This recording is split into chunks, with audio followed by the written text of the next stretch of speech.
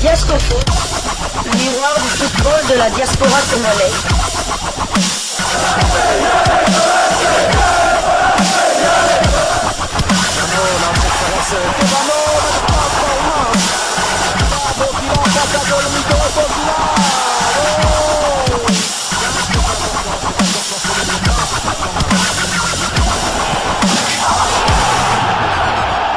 Diasco Foot, le miroir du football de la diaspora congolaise.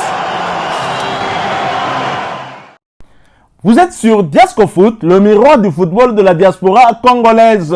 Diasco Foot vous dit bonjour, tout le plaisir est pour nous de vous retrouver, mais surtout de savoir que vous êtes nombreux en train de suivre votre chaîne YouTube dédiée uniquement aux footballeurs de la diaspora congolaise.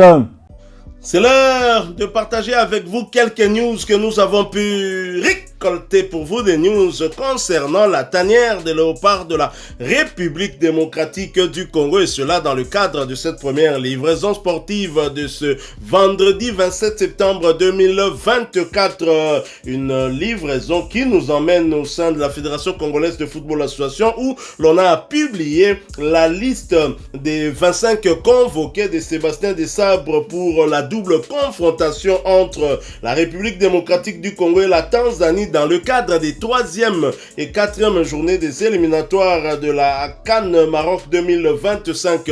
Une liste que nous vous avons proposée hier pour le compte de la 3e livraison du jeudi 26 septembre 2024. Mais nous revenons encore une fois avec cette liste pour essayer un peu de faire une analyse de joueurs présents. Dans cette liste, il n'y a pas un très grand changement par rapport au dernier rassemblement des léopards, mais il y a quand même des questions qu'on est en droit de se poser sur certains joueurs qu'on aurait pu voir réintégrer la tanière à cause de l'absence d'un joueur comme Yohan Wissa ou encore Ngalaël Mukaou et d'un Edo Kayembe qui ne serait peut-être pas à 100%. Donc nous allons essayer de faire un peu une analyse plutôt détaillée de cette liste de Sébastien Desabre. On va aller compartiment par compartiment, mais bien évidemment pour mieux comprendre ce que nous allons faire tout à l'heure, je vais quand même vous rafraîchir la mémoire avec cette liste de 25 joueurs en commençant par le premier compartiment qui est le gardien de but. Et là, le sélectionneur Sébastien Desabre reste très clairement dans la continuité avec la sélection de Dimitri Berthaud, gardien de Montpellier, qui a eu du temps de jeu du côté de Montpellier lors du dernier match de son équipe. Une victoire, la toute première d'ailleurs, une victoire 3-2, c'était face à l'AJ Auxerre, où finalement Dimitri Berthaud et ses coéquipiers ont engrangé leur premier 3 points, ce qui est une très très bonne chose. Nous aurons également Lionel Passinzao qui a récupéré son poste de titulaire comme gardien de Rodez. Malheureusement, après avoir réalisé un clean sheet lors d'une victoire à l'extérieur 0 but contre 3, ils sont tombés encore de nouveau dans leur travers avec une défaite 1 but contre 3 à domicile. Et nous avons le gardien qui a le plus de temps de jeu et le plus de clean sheet cette saison. Il s'agit de Timothy Fayoulou, gardien du FC Sion, qui a encore confirmé lors du dernier match de son équipe, qui a fait match nul 0 but partout. Et donc, vous l'avez compris, au sein du compartiment gardien de but, il n'y a pas de changement. Estras Kabamba n'est pas de retour, donc on garde les 3 qui étaient là lors du dernier rassemblement. Comme défenseur, il y en a 8. Là également, il n'y a pas de changement puisque Gédéon Kaloulou du FC Lorient, qui a désormais du temps de jeu de ce côté-là. Le dernier match, il était bien évidemment titulaire. Et là, Joris Kayembe, le latéral gauche du KRC Genk. KRC Genk qui avait ravi la première place de la Jupiler Pro League, championnat belge de première division. KRC Genk en forme, Joris Kayembe en forme également. Arthur Maswakou, à latéral gauche de Beşiktaş en Turquie, est également en forme. Son équipe occupe la 4e place de la Super League turque, championnat turc de première division. Chancel Mbemba Mangoulou, du temps de jeu, ce sont les léopards qui vont les lui donner en tout cas, parce que Chancel Mbemba est une fois de plus sanctionné. On a déjà dit du côté de Marseille qu'il ne portera plus les couleurs de Marseille. N'empêche qu'il reste un joueur de l'Olympique de Marseille, car lié encore avec un contrat avec le club phocéen. Le capitaine des léopards, l'âme du boulot palais boulot, le demi-dieu congolais, sera bien présent Enoch Inongabaka, c'est à juste titre qu'on l'appelle Varane, le défenseur central de phare de Rabat, sera bien présent. Lui également a fait partie non seulement de la dernière convocation de Sébastien Desabre, mais il a été titulaire aux côtés de Chancel Mbemba lors de ses 180 minutes jouées par les Léopards face à la Guinée-Conakry ainsi que à l'Éthiopie. Dylan Batumbisika, le défenseur central de l'AS Saint-Étienne, sera également là comme la fois passée. Axel Twanzebe, celui-là qui a joué tous les 180 minutes comme latéral droit lors du dernier rassemblement. Il évolue en première ligue anglaise dans le club d'Ipswich. Jusqu'à ce jour, on cherche toujours quel attaquant pourra le dribbler et Axel Twanzebe sera bien évidemment présent. Rocky Bouchiri n'a pas encore de temps de jeu avec son club d'Hibernian, première division écossaise, mais toujours présent et il répond toujours présent à l'appel du coach Sébastien Desabre. C'est quand même l'un de mes coups de cœur, malgré qu'il n'a pas de temps de jeu. Il n'est pas plaintif, il continue à venir et nous saluons en tout cas son patriotisme. Voilà, en défense, il n'y a pas de changement. Gardien de but, il n'y a pas de changement. Nous avons quand même deux changements et c'est dans les prochains compartiments que je vous présente, le milieu de terrain ainsi que l'attaque. En attaque, nous avons un revenant. Il ne revient pas de l'au-delà, mais il revient quand même dans la tanière. Il s'agit du frère aîné de Balikwisha, William, affectueusement appelé le Neymar congolais. Nous avons un Messi congolais et nous avons aussi un Neymar congolais qui sera le Mbappé congolais. On n'en sait rien jusque-là et lui évolue désormais du côté de l'OH Louvain en première division belge.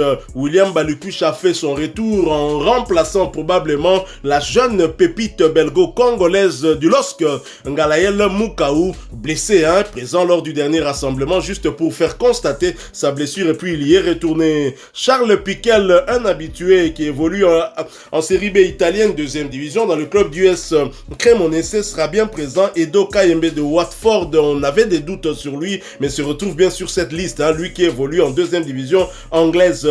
Elia Meshak qui a repris quand même du poil de la bête avec son équipe en championnat, qui a arraché une première victoire en Super League suisse après des difficultés bien évidemment. La jeune pépite belgo-congolaise Noah Junior Sadiki de l'Union Saint-Gilloise sera bien présent. Lui a déjà grappillé quelques minutes en termes de temps de jeu. Gaël Kakuta, le maître-nome de Léopard, mais dont la présence commence peu à peu à être contestée par plusieurs sportifs congolais. Lui évolue en Iran dans le club d'Esteglal, sera bien présent. Nathanaël Mboukou du Dynamo Zagreb, un joueur qui est venu du FC Augsbourg en Bundesliga et qui est en train de gagner quand même en temps de jeu. On l'a vu lors d'un match de la Champions League et lors d'un match de championnat aussi. Il sera bien là. On espère qu'il pourra engranger quelques minutes en termes de temps de jeu histoire de le caser définitivement. Shadrach Akolo de Saint-Gall en Suisse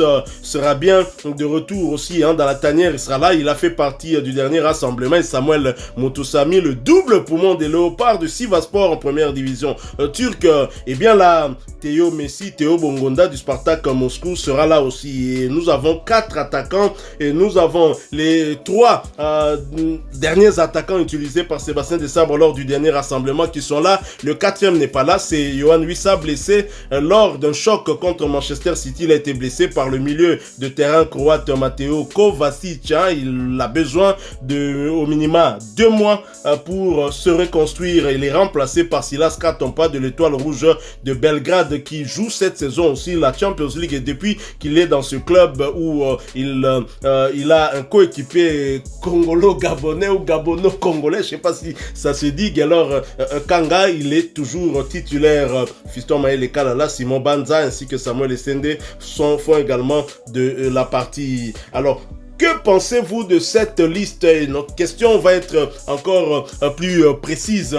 2 remplacements, on a parlé de Yohan Wissa ici. Qui pour remplacer Yohan Wissa? Ils ont été très nombreux, nos abonnés, en tout cas ceux qui partagent la même passion que nous et qui viennent suivre nos livraisons ici à Diasco Foot, de penser que c'était peut-être le moment pour Yannick Yala-Bolazi d'être réintégré dans la tanière. Je pense que parmi les ailiers qui auraient pu suppléer à l'absence de Yohan Wissa, je crois, sans peur en tout cas d'être contredit, Yannick Yala-Bolazi est celui qui a le plus de temps de jeu cette saison.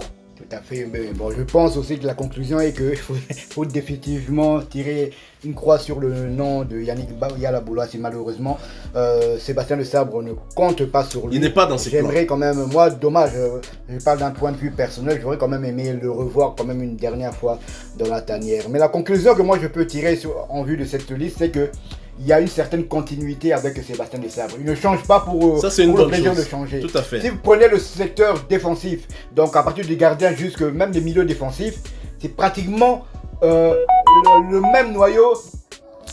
C'est pratiquement le même noyau par rapport même au match d'après Cannes. Donc les 4 derniers matchs des Léopards, c'est quasiment le même noyau. Donc même si on remonte un peu en avant par rapport à la Cannes, il n'y a que Toazebe qui remplace Bayeye et Fayoulou qui remplace comment il s'appelle le gardien, Badjo par rapport à la Cannes. Badjo par rapport à la Cannes. Vous prenez Noah Sadiki qui devait être là normalement lors des matchs 3e et 4e journée des éliminatoires de la Coupe du Monde face au Sénégal et au Togo, mais malheureusement il n'était pas encore éligible pour évoluer avec du côté de la RDC. Et Doka aussi devait normalement être là du côté de la Cannes, mais il y a eu un pépin physique, il a été remplacé par Omenique Mfoulou. Donc vous voyez, si vous prenez vraiment des secteurs vraiment défensifs, c'est bloqué. Je crois qu'il y a comment c'est Sébastien Le Sabre, il a son noyau. Et pour faire partie de cette équipe-là, si vous êtes un joueur défensif, il faut vraiment être costaud. Parce que je vois pas vraiment Sébastien Le Sabre changer pour changer. Est-ce que qui peut donner tort à Sébastien Le Sabre avec les statistiques de ce secteur? Je crois que c'est le secteur qui marche le plus. Tout à fait. Il vient d'enchaîner un 3e clean sheet. Hein. En 4 matchs après la Cannes. Ah oui, justement. Si vous prenez même le dernier match de la Cannes et les 4 derniers matchs d'après Cannes, 5 matchs, 1 but encaissé, c'était au Sénégal. Excusez du peu. Donc il est vraiment content de ce secteur. Alors, qui pourrait lui donner tort? Et un adage qui dit, on ne change pas. Une winning team. On ne change pas une équipe qui gagne. Donc exactement. Donc on peut même pas discuter des choix de Sébastien Le Sabre car ce secteur-là donne satisfaction. Secteur offensif, c'est là qu'il y aura vraiment un problème, c'est là qu'il y a embouteillage.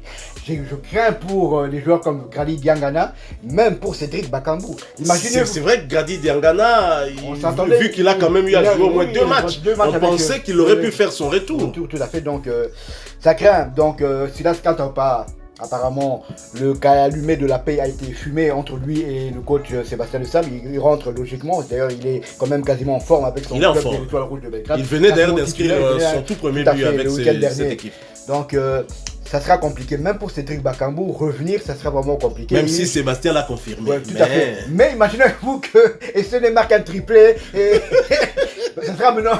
C'est Simon Baz qui va commencer à avoir peur. Donc c'est une très très bonne chose d'abord d'avoir une très très grande concurrence comme ça. Ça va pousser les joueurs à se donner vraiment à 100% pour la tanière. Shadrack Akolo va recevoir une deuxième chance parce que c'est vrai que lors du dernier match face à l'Éthiopie, il a été sorti, je pense, après 30 minutes. 30 minutes de jeu. 30 minutes de jeu. Un choix tactique expliqué par Sébastien Le Sabre. Et son remplaçant, diplomate.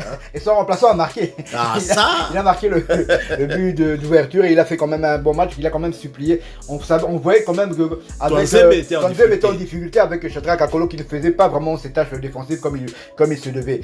Donc la conclusion est que Sébastien Le Sabre a son noyau. Là qu'on le veut, il a vraiment son noyau et faire rentrer maintenant dans ce noyau-là, il faudrait vraiment être costaud. On peut dire que ces 2 changements sont plutôt logiques, on n'a pas trop à se plaindre parce que Sébastien Le Sabre, bien évidemment, j'imagine que si Yohan Wissa n'était pas blessé, Silas Katompa serait en difficulté. Si Ngalael Mokao était là, peut-être que William Balikoucha ne serait pas là, à moins peut-être de voir Silas Katompa remplacer Shadrack Akolo, un choix purement sportif aussi, parce qu'il faut dire que si Shadrack Akolo a fait son retour dans la tanière, c'était justement à cause du désistement de Silas Katompa. Donc ça n'aurait pu être que logique de voir Silas Katompa retrouver sa place parce que sur un plan purement sportif, il a des qualités qui lui permettent en tout cas de faire partie du groupe de Sébastien Le Sabre. C'est vrai qu'on aurait pu aussi se dire que non, il aurait pu remplacer Nalael Mouka ou par un autre joueur, un milieu défensif ou quoi. Non, lui il a fait jouer d'un joueur offensif en sachant que Edo Kayembe, qui c'est vrai qu'on l'a plus connu avec la tanière en tant que pare-choc devant la défense. Donc Edo Kayembe c'est vrai qu'il est polyvalent, il pourra quand même suppléer sans compter Noah Sadiki. Nous avons fait Noah Sadiki. Donc il y a quand même pléthore de joueurs dans ce secteur de jeu là. Et tout à fait. Donc au pire des cas, on le sait, Ibenga a toujours utilisé Chancel Mbemba comme milieu défensif, un peu la sentinelle devant la charnière centrale des Léopards. Et donc oui, c'est vrai, on est peiné. On aurait pu voir dans cette liste, et je pense que ça n'aurait offusqué personne, un joueur comme Yannick Yalabolazi remplacer Yohan Wissa, un joueur comme Niskin Kebano remplacer Nathanaël Ngalael Mbukaou. Et donc mais cela n'est pas arrivé. Bon, moi je suis fan de Yannick Yalabolazi. Ceux qui sont proches de moi le savent. Yannick Yalabolazi, c'est mon idole depuis que je l'ai connu. Mais là, je suis peiné, certes, mais Sébastien Desabre travaille bien et donc on ne peut que respecter ses choix. On n'a pas de choix, hein, j'allais dire. On pourrait quasiment dire au revoir. Hein. Merci pour les services rendus à des joueurs comme Omenik Foulou et surtout Aaron Chiboula, qui on le considérait quand même comme l'un des chouchous de Sébastien Desabre. Ça deviendra de plus en plus compliqué. Il faudrait vraiment qu'il y ait une avalanche de blessés dans la dernière. Rappelle-toi, à ses débuts, vu qu'il est venu de la 2e division avec Niort, il avait des chouchous. Il y a un nom, Vous pensez à qui? Ah, tout à fait. Aldo Kaloulou. Il a carrément dit un avant-centre de cette taille-là, mais il est titularisé parfois. Donc mais là, ça devient vraiment compliqué. Donc il faudra vraiment se lever tôt. Il faudra d'abord très bien prester dans son club. Et encore, ça ne sera peut-être pas suffisant pour faire partie des 25 lauréats de Sébastien Desabre. Alors, cette forte concurrence, évidemment, ça pourrait nous ouvrir encore peut-être la voie d'un autre sujet. Hein, mais c'est une question que j'aimerais bien poser au Moudjahidine du sport congolais. Nous allons l'inviter à Diasco Foot peut-être dans les jours qui viennent, en tout cas avant la double confrontation, même si c'est un sujet plutôt général. Des regroupements des Léopards auxquels j'ai assisté, avoir une très très forte concurrence de ce genre, je me dis peut-être en 98 avec des joueurs de Sodigraph, des joueurs de l'AS Vita Club, du Daring Club Motema Pembe, certains professionnels, mais on avait quand même des ventres mous hein, qui étaient là-dedans, des joueurs comme des Bembouana, tout ça, hein, certains professionnels de mauvaise qualité, mais il y avait aussi une très forte concurrence. Si je prends en défense centrale par exemple, des joueurs comme Baka Soulebo, Selenge je crois, Marc Fisch, il y en a qui étaient sur le banc et qui, lorsqu'ils faisaient leur entrée sur l'aire de jeu, changeaient aussi de match. Là, on avait aussi une très forte concurrence, mais on pourrait essayer un peu de comparer avec le Moudjahidine du sport congolais que nous allons inviter ici pour que nous puissions en parler bien évidemment. Donc voilà, nous sommes arrivés à la fin de cette première livraison sportive de ce vendredi 27 septembre 2024, mais je ne vais pas clôturer sans remercier et sans souhaiter un heureux anniversaire à l'une de nos abonnés qui nous suit. Je dirais même que c'est une collaboratrice aussi de cette chaîne Diasco Foot, mais permettez que je ne cite pas son nom, c'est quand même une dame qui est mariée, mais elle se reconnaîtra en tout cas, maman Maléwa moderne. Nous vous souhaitons un joyeux anniversaire, c'est votre jour, que du bonheur et surtout match bénédiction, beaucoup de bénédictions de votre côté, en tout cas que Dieu vous pambole, prenez vraiment c'est ma pamboli avec vous en cette journée si spéciale pour vous. Voilà, si vous avez aimé ce sujet, laissez-nous un maximum de j'aime, merci de partager avec nous en commentaire votre point de vue, abonnez-vous sur cette chaîne Diasco Foot si vous ne l'êtes pas encore, parce que nous sommes le miroir du football de la diaspora congolaise, et n'oubliez pas d'activer la petite cloche de notification une fois abonné, parce qu'elle vous permettra de ne plus rien manquer des prochains sujets que nous allons vous proposer. Encore une fois, merci à vous, avec espoir de vous retrouver bientôt dans un autre sujet d'actualité. En attendant, portez-vous bien, Diasco Foot vous dit au revoir.